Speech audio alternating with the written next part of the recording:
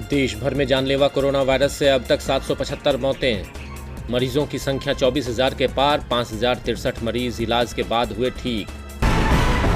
Lockdown के बीच केंद्र सरकार ने दी बड़ी रियायत, शर्तों के साथ खुली नगर निगम और नगर पालिकाओं की सीमा के अंदर न आने वाली दुकानें।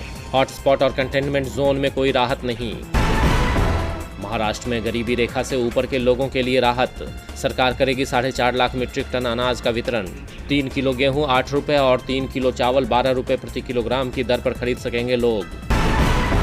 आर्थिक तंगी से जूझ रहे केरल में सरकारी कर्मचारियों की बढ़ी मुसीबत, अगले 5 महीनों तक कटेगी 6 दिन की सैलरी, 20,000 से ज्यादा सैलरी वाले कर्मचारियों पर पड़ेगा असर। इलाहाबाद विश्वविद्यालय ने प्रोफेसर मोहम्मद शाहिद को किया निलंबित। शाहिद ने की थी तबलीगी जमात के विदेशी सदस्यों को मस्जिद में ठहराने की सिफारिश। 21 अप्रैल को पुलिस कर चुकी है गिरफ्तार। दिल्ली में सीआरपीएफ के 9 जवान कोरोना से संक्रमित, 7 कांस्टेबल, 1 हेड कांस्टेबल और 1 उप निरीक्षक रैंक का अधिकारी शामिल। सभी जवान अस्पताल में भर्ती, 50 जवानों को किया गया क्वारंटीन।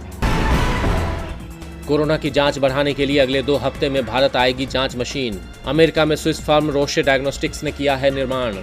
8 घंटे की शिफ्ट में 384 टेस्ट और 24 घंटे में 1,536 टेस्ट करने में सक्षम। 101 पूर्व नौकरशाहों ने लिखी कई राज्यों के मुख्यमंत्रियों को चिट्ठी। देश के कुछ हिस्सों में मुस्लिमों के उत्पीड़न पर जताई चिंता। तबलीगी जमात के कार्यक्रम को बताया निंदनीय कृत्य। लॉकडाउन के चलते वार्षिक जगन्नाथ यात्रा पर मंडरा रहे हैं काले बादल। ओडिशा के सीएम नवीन पटनायक ने की पीएम मोदी से बात, अभी तक नहीं लिया जा सका है आखिरी फैसला। लॉकडाउन के बीच शुरू हुआ रमजान का पाक महीना, पहला रोजा आज, रात को विशेष नमाज अता करेंगे लोग, पीएम मोदी ने ट्वीट कर दी बधाई। रमजान पर पाकिस्तान और इंडोनेशिया में नहीं माने मुसलमान, लॉकडाउन तोड़कर बड़ी संख्या में मस्जिदों में पहुंचे, सोशल डिस्टेंसिंग का नहीं रखा गया ख्याल। दुनिया भर में 2 लाख के करीब पहुंचा कोरोना से मरने वालों का आंकड़ा, 28,30,000 से ज़्यादा लोग संक्रमित। अमेरिका में मृतकों की संख्या 52,000 के पार।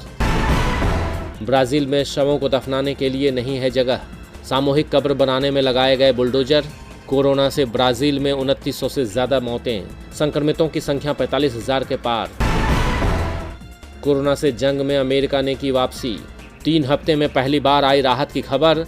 पिछले 24 घंटों में 1258 लोगों की मौत, कई दिनों से हो रही थी 2,000 से ज़्यादा लोगों की मौत।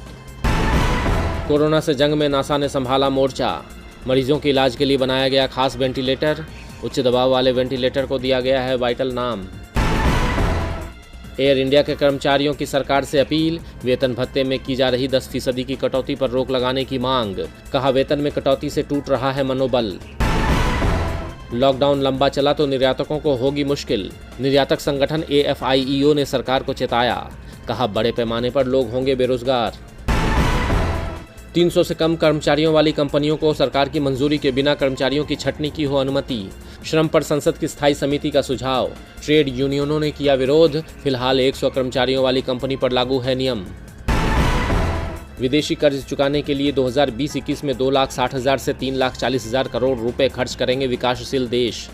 संयुक्त राष्ट्र की एजेंसी अंकटाड की रिपोर्ट में सामने आई बात। महामारी के बीच इन देशों को खुद संसाधनों की जरूरत। और कोरोना लॉकडाउन के बीच गरीबों की मदद के लिए SR और KFC ने बढ़ाया मदद का हाथ। SR फाउंडेशन ने 20 लाख तो KFC ने 10 लाख पैकेट भोजन मुहैया कराने की घोषणा की।